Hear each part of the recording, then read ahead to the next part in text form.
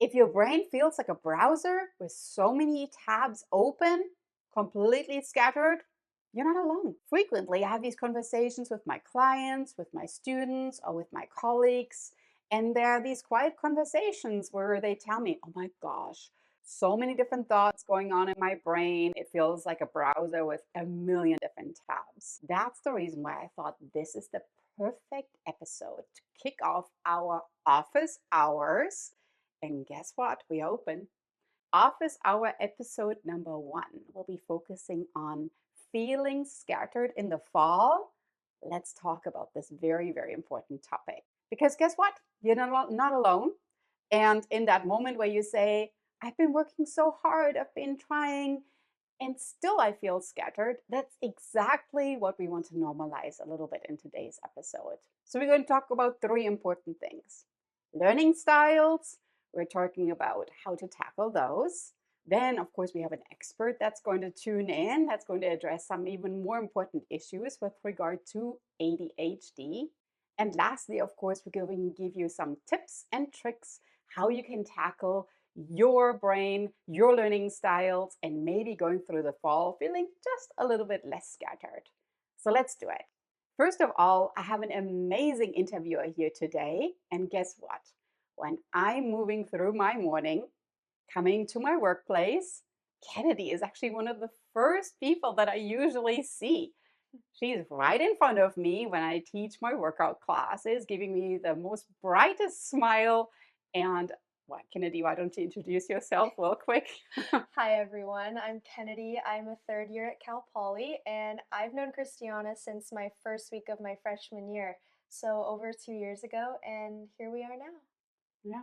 So today's episode I thought would be brilliant because she sees me as I'm just kicking off my day. And that's maybe like one big myth out there that we feel routines, morning routines is the magic trick to everybody's productivity. But you know what? We might not be all morning people. We don't all have the same learning styles, and we don't even like follow the same pattern in how we assimilate information. So today's episode, we're talking about productivity, the role of learning styles, nervous system, and how your energy patterns play in your ability to stay steady. So Kennedy, let's kick things off. Yes. All right, so let's just start here. Why do you think people feel so scattered this time of year? Brilliant question. And I love for us in the United States, we're actually moving into the fall. And you think about the fall, temperatures are changing, schedules are changing, holidays are coming up on our calendars. There's so much change that we feel our body itself needs to adjust. But guess what? Nobody teaches us how to switch to that. It's not like there is this magic thing out there. Oh, you in the fall? Well, guess what? Now you're like ready for all these deadlines, expectations, whatever else is thrown at you. So the beautiful thing about this is let's normalize this. If you do feel scattered, completely normal. We all have that. And right now, if you're nodding your head, we're all in the same boat about this, right? Do you feel scattered? A little, I do. I try not to, but I feel like it's a little bit unavoidable without Exactly. the necessary tips. Yeah. So, one important thing, of course, is that there might be deadlines, expectations, there might be even new roles you're taking on in your life. That sometimes what we feel is the external world becomes really loud, that internally we nearly feel we need a little bit more peace. And I nearly look at it as there's always input, always input. You never have the feeling where somebody doesn't want something else. I mean, there's emails coming in, there's text messages coming in, there's notifications coming in from all ends. So it doesn't mean you're failing because you feel you can't address it all. It's a little bit like when you stand in a tennis court and these balls just keep flying out of that ball machine right there. That's sometimes how I feel. Yeah, boom, boom, boom, boom. He's like, oh my gosh, stop it. Stop it right now, right? It doesn't mean that at all. All what it means, it's just that the outside world doesn't quite match what your brain is set up to do. So it's just the way that we process information doesn't match exactly what the outside world is.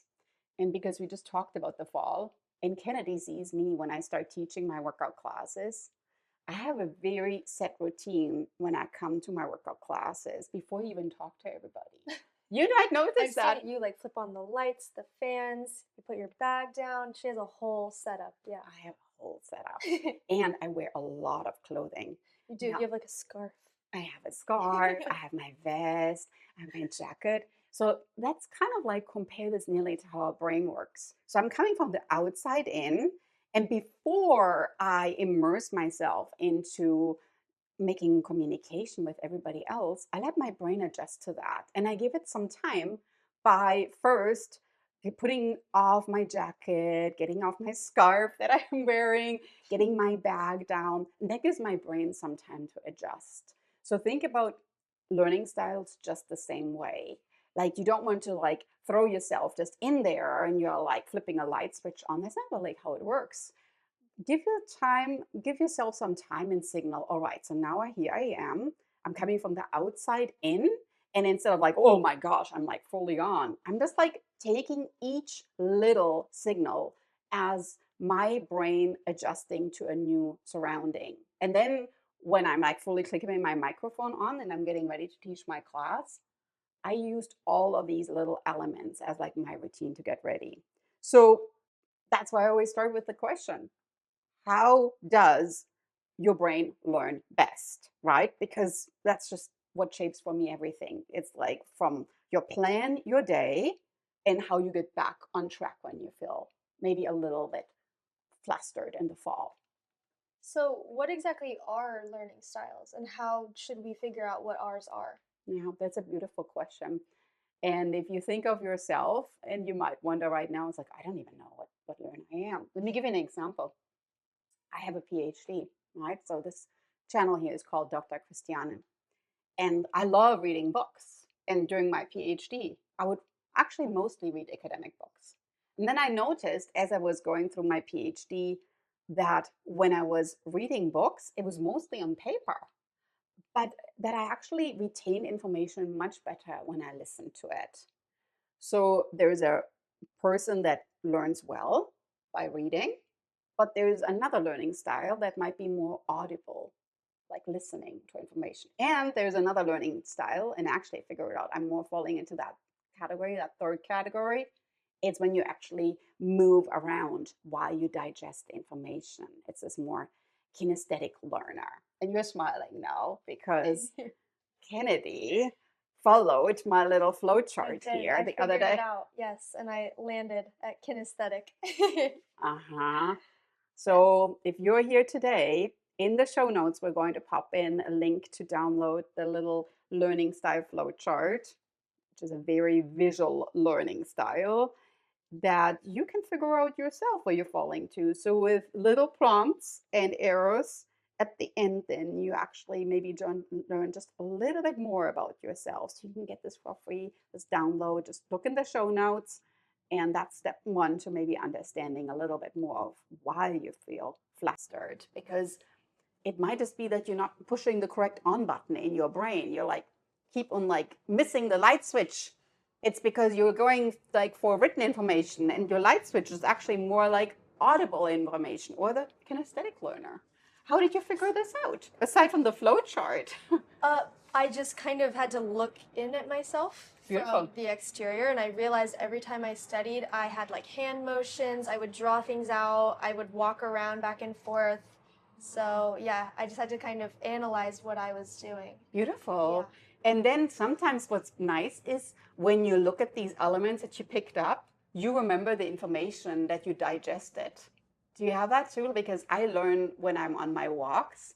And sometimes when I go back through the walk, I remember what I was learning when I was at a certain part of my walk. Yes. Do you have those moments too? Oh, yes. When I walk into a room and I forget why I went there, so I go back to the place where the thought came upon me and then it comes back. Beautiful. So, kinesthetic learners in actions. So, listeners, tune in with your flow chart. And that's step one, what we're going to talk about today. Those learning styles are like the key to unlock your productivity pattern. Because guess what? There's not one way. In fact, we have three in here, but you might even like a little mix think of it as the spice to your success. You might even be a blend of two. So spices are just like learning styles, right? There's not just one spice. We got so many things going on.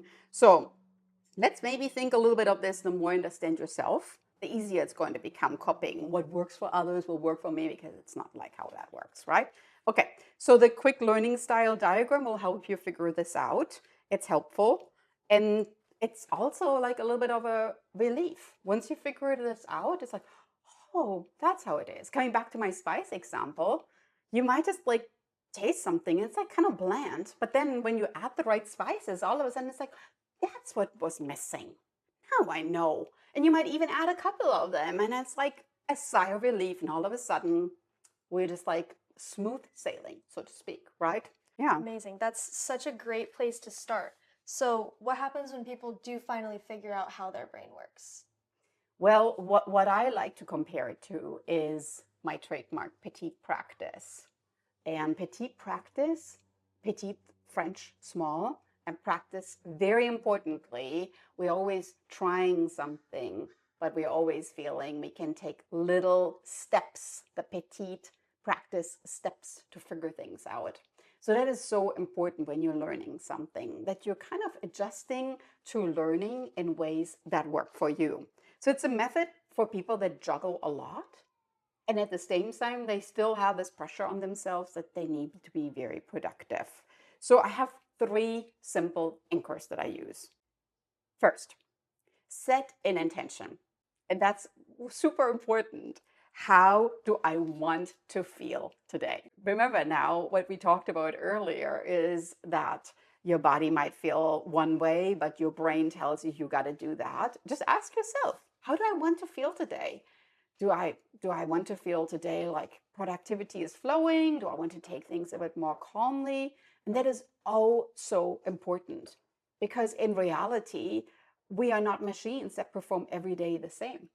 Some days you're feeling like, oh my gosh, I can get a lot of things done. I want to be outside interacting with others. And on the next day, you realize, oh my gosh, today I just want to be an introvert. And I'm like peopled out from yesterday. So today I'm just hanging out at home. Do you have those moments too? Yes, I would definitely say I'm an extrovert, but there are still times when I'm independent. I love my alone time. So I do sometimes love to recharge and just be with myself, because I think that's also very important. Beautiful. And I like that you used the word recharge. And I have this thing that I tell my kids and my husband. We tend to recharge our phones much better than ourselves. Have you ever thought about that? Wow. No, but I am now. Yep. We are like, oh my gosh, I'm running out of battery in my phone. I only have 40% left. Can somebody help me? Does somebody have a backup charger? Do you ever think of yourself that way? No, or I didn't before. Yep. So if you think like, how do I want to feel today? That was step 1. And you're thinking like, I'm like depleting my energy. Did you ever think of maybe that everything will work better once you unplug it? Everything will work better, including yourself. Wow. I'm going to have to implement that. So what would you do? What would I do? I think I need to learn to say no a little more. Beautiful. Because I always try to stack my days and try to be as busy as I can, which I do love, but it needs to be to a certain extent, and I need to also prioritize myself. So good. And in fact, actually, I had to practice a few sentences. I know it sounds really goofy, but I had to practice a few sentences of how to say no in a polite way. Because at first I was like, ooh, that's like maybe too German. It's like, no, I don't want to do that. It's like, oh, we can't do that. That's like, whoa. So like soft this up a little bit, right? Because nobody likes that. So I say now, oh my gosh, I would love to do this. And I don't like to use the word but. So I usually like to use the word however. It's a good transition word. I would love to do this. However, at this time of the year, my brain already has so many tabs open, and yours would just be another one. I feel like I wouldn't give your project justice. I wouldn't dedicate the time that it deserves, and I would really hate to see that your project does not do well. So I have to actually at this point say, I am not able to help you. But in the future, sometime I'm able to maybe help you. So that's how I look at this. I'm like not saying no forever, but maybe for the time being. I put it like on the back burner. Like a little bit like when you make applesauce and you push it on the back and you let it simmer. That's how it works, right? Yeah. So Secondly, so first was, how do you want to feel today? We maybe realized we need to recharge batteries. Second, choose one priority. What actually matters right now? And I just talked with my kids about that because my daughter was working on homework. And I said, do you actually prioritize your homework based on what's due tomorrow? And then we talked about priorities, that you can nearly look at this as like a Lego tower, because you have to build a strong foundation. What's due tomorrow? We have to maybe like build this foundation. Okay, tomorrow we have to build the building from the bottom up, because the end of the week is like the top, right? But we already had the foundation. And so you need to think a little bit about your week just like that. All right, so tomorrow I got to do that first. And then Tuesday, Wednesday, Thursday. So that's how we are setting one priority at a time.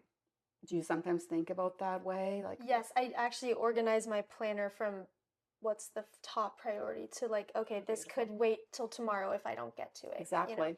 And even within the same day, you can prioritize things, like thinking a little bit, all right, so this is what I want to do tonight, because my learning style diagram just told me that I'm a kinesthetic learner, and maybe tonight I can go to the rec center and sit on one of those recumbent bikes while I'm reading, right? Do you do that too sometimes? On the treadmill. Exactly. Yeah. So that could just be that. So tonight I have to read these 10 pages in my book. And meanwhile, while I'm reading, I'm sitting on the recumbent bike. Sounds like Kennedy's doing that too, right? Yes. So that's your priority right there. You staggered out your to-dos into what matters right now. Third, take a reset moment. That is so important. The moment of pause. What worked, what didn't, and what needs adjusting.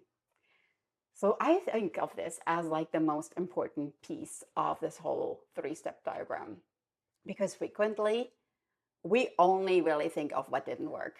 You do that too? Yes. How do you do that? I just feel like that's the first thing that comes to mind. Being so hard on ourselves, right? I know. And when in reality, like when I ask my children, we call it dinner downloads. At the end of the day, we do a dinner download. And my first question is always, what was your favorite part of the day? Now, I'd ask the favorite part, and that doesn't mean like your most glorious moment. I didn't say, what was your biggest win? I said, what was your favorite part? And it actually could be that, whatever, lunch break, right? And that was not really a win at all. It's not. It's just like, it was really my favorite because I hung out with my friends, right? After a while, I realized lunch break frequently was the favorite part of the day. And I was like, you actually do go to school in between, right? I think that was my answer when I was in like middle high school too. Favorite part. So now lunch break, not anymore? Well, because now in college, it's so like your schedule is so different every day. There's not designated like 7 a.m. to 3 p.m. with a lunch break, So that third thing, take a reset moment. What is your reset moment? When I'm driving home from school and I'm like, okay, I'm leaving school, I'm going home, like work off, home on. Good. Yeah, that's how Good. I disconnect, because it can be hard to separate work and life sometimes. Beautiful. And the more you create boundaries in your brain, but also with these little things that you do, you get in your car that signals to your body and your brain, now I'm transitioning from work to home, the better this is to make you aware of, all right, there's a reset moment that's coming. And I frequently even drive and I don't even listen to anything. I mean, it's sometimes nice because we always get that input, and sometimes it's nice to have the moment of silence, right? Yeah. What do you typically do when you sit in the car? Well, driving, I usually do love to have music on, because that's one of my favorite things is finding new music. However, sometimes I will go for walks, no devices. I even take my watch off, just like fully try to reset and just like immerse myself in the nature. I feel like that has been really good for me recently. That sounds like brave. I know, maybe I should actually bring something with me for safety. But No. I'm more like was giving you a hard time because we always are connected. I know, so that's why I've been really consciously trying to disconnect, because we're always connected. Exactly. And so the reset button might actually be you're recharging your battery while your phone recharges at home. Yeah. How about that? My gosh, we're really like creating new energy right now. Yes. I like that so I love much. it. So these tiny petite practices, creating momentum without even adding more pressure. And it's really useful for people that struggle with consistency. And I want to bring up kind of like learning styles we talked about, but there's also, of course, learning styles, tying in with ADHD, and of course, just being a human in full season. So let's talk about that a little bit. That was all amazing. I'm definitely implementing more of these things into my life. But staying organized can still feel like a lot sometimes. So, do you have any tools or tricks that can help people with that and help stick to those practices?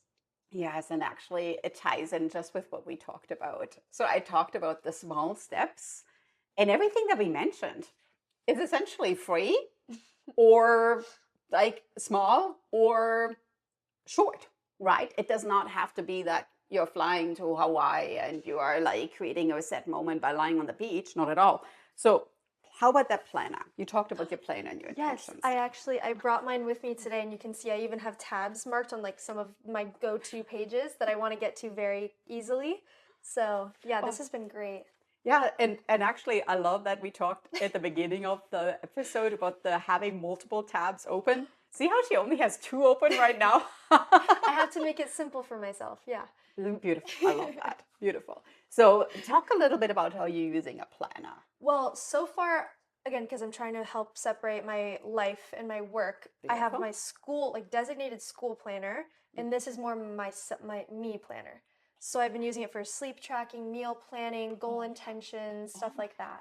And it's been really, really great to separate and have two different planners. Yeah. I like that because the separation is what we talked about earlier, that drive home. Yes. When your body signals to your brain, this is the time to reset from leaving the work behind to going home. And I actually personally even have this when I enter my house. I have my guests and myself take the shoes off. When I take the shoes off, I'm grounding myself with relaxation. And I'm honoring the fact that I'm coming home because I'm connecting and I'm grounding.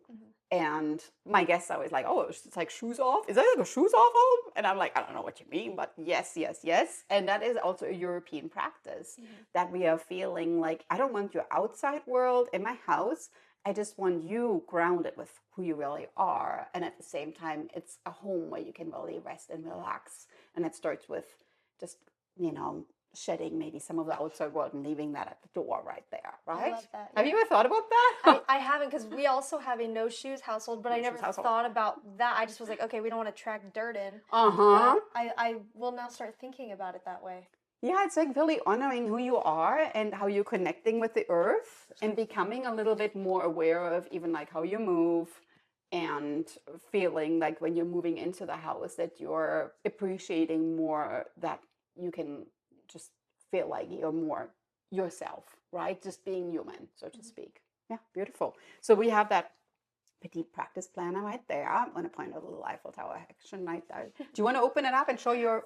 I'm curious about the meal planner now. Yes. Oh my gosh, So, Kennedy's doing meal planning. Listen, guys, this week, because again, life comes up, things happen. Not a lot is planned so far because I need to make room for life to happen. But I do have a few things scribbled in. This is beautiful. So yes, it's been really great so far. So it looks like the meal planner is great. And actually, for me, meal planning, because I'm a visual learner, it's nearly like exactly like how this page shows it. It is. Yeah. You too? Yeah. It's these little sticky notes or Lego blocks, and I'm building them. And I'm even like, I give myself a high five when I have leftovers. I'm like, yes, leftovers. Because I look at life like making something worthwhile and looking at like the little joys on the next day. And one of those joys is repurposing. So let's say on one day, create a really good tomato sauce, and then you have leftover. Think about the endless possibilities, what you can do with that tomato sauce, right? Yeah. You could do pasta, pizza, dipping it. I mean, that's the joy of meal planning because you could just do one batch and then you have your whole week lined up and without even traveling to Italy, you have so much joy happening right there, right? Have you ever thought about that? Yeah. Well, although traveling to Italy would also bring a lot of joy. Would bring a lot of joy. So that could be your ultimate goal right there. Yes. At the end of all this journey. I love this so much. Yes, yes, yes. So it's very simple. No fluff. I mean, obviously, I have to bring my German style there in there somewhere. We are organized. We are not fluffy. And it has also some of these intentions that we talked about earlier in our 3-step plan, that you feel, how do you want to feel, what actually matters right now, and what worked. So there is also, of course, these little goal moments and celebrating some things that worked for you, the small wins right there. So yeah, it's one day at a time. So let's maybe move on, talk a little bit more about wellness, Yes, right? this is what I'm very, very excited about. You talk a lot about energy and nervous system regulation. So how does wellness play into all of this? Yeah, so wellness connection to me is actually one of the most important things, because focus doesn't really exist in a vacuum. Focus is something that's connected to so many parts of your life. And when your body is exhausted, your brain might not show up either. The way that I look at this is, as myself, and again, like a very visual learner, I think of the body and the brain as like a two-way street. On some days, your body is really exhausted, but your brain is sharp. And so your brain can say, like, oh, come on, you can go for a walk outside, put on those sneakers, you will feel so much better. And you know what I mean, right? There are those days. But on the next day, maybe your body is like fully energized, but your brain is kind of like, eh. And that's maybe when you are doing more like a cardio workout, you're going for that run, and you just let your brain take in all the colors on the outside, because your brain is just like, I just need simplicity, but my body needs to get moving. I need to get the energy out. You have those days, right? Yeah, I do. It's a two-way street. So use them a little bit like, like giving each other high fives. Like, come on, we can do this today. And your body encourages your brain, or vice versa. That's really how it works. So for high-performing students or professionals, it's just a missing piece to figure out, how do you plan your day? How do you take advantage of how you're showing up for yourself? Because we try to think our way out of exhaustion. We try to think, oh, I know I can push through this.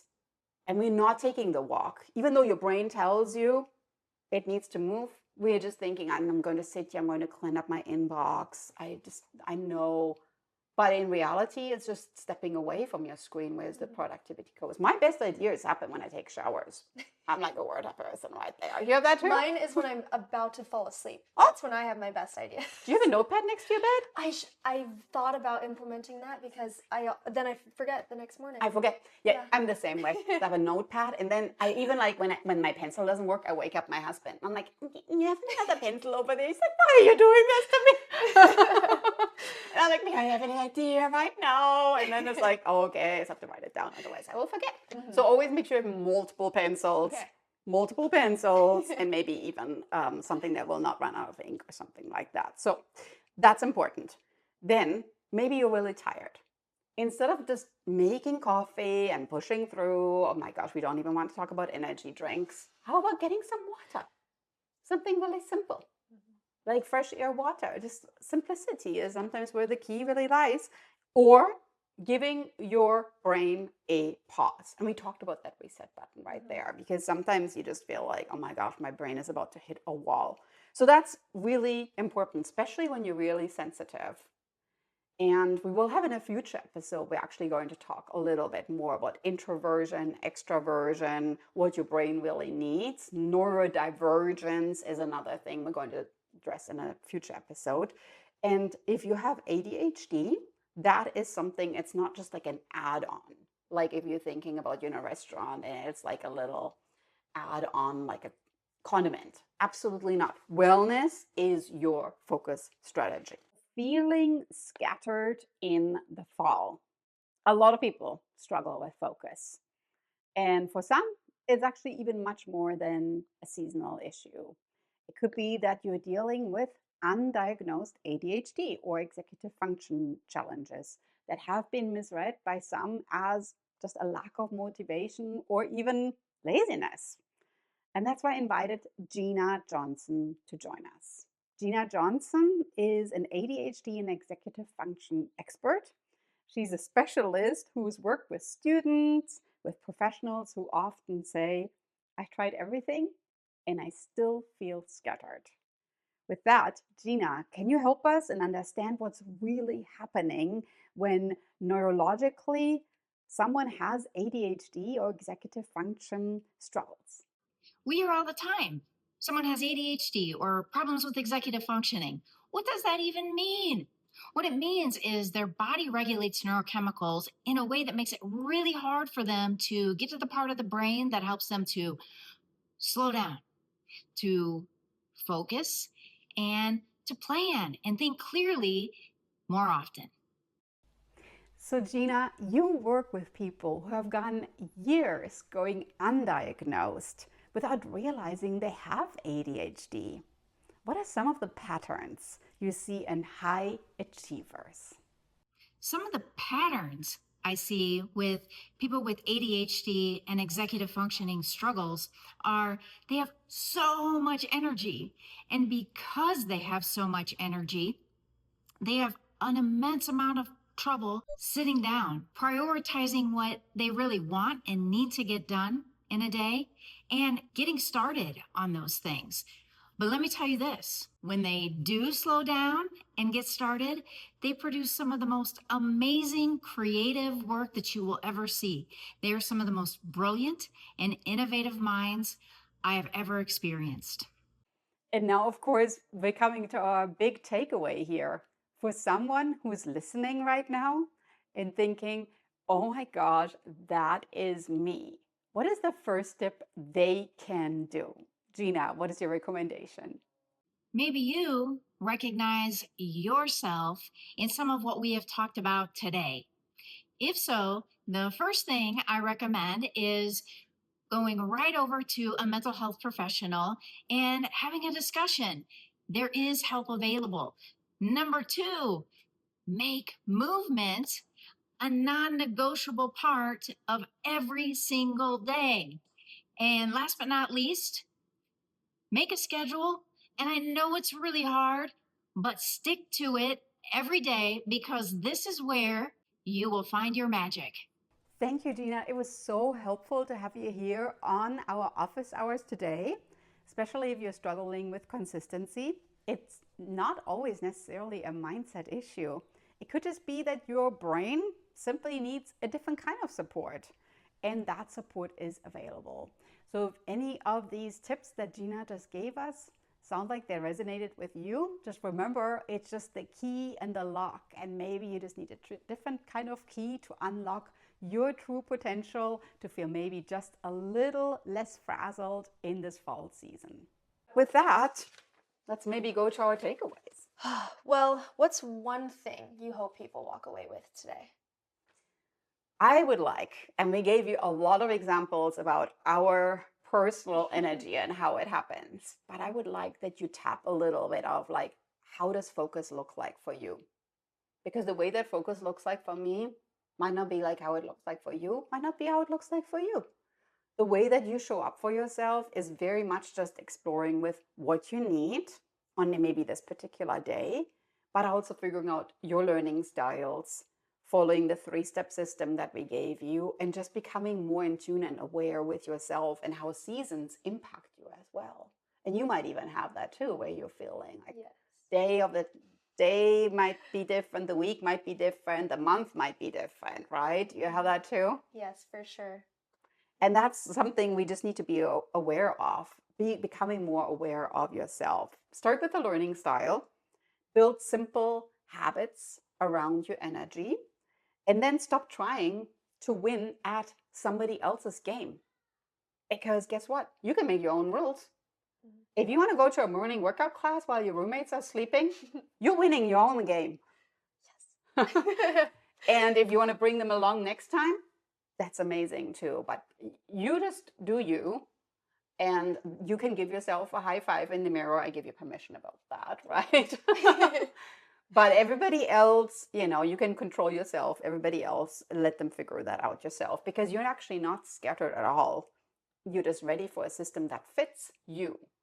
And coming back to our little shoes that we take off on the outside of the home, you just need to find the right shoes that fit you, because that is in reality, we might just try on different things. Am I a morning routine person? Am I a midday routine person? Am I an evening routine person?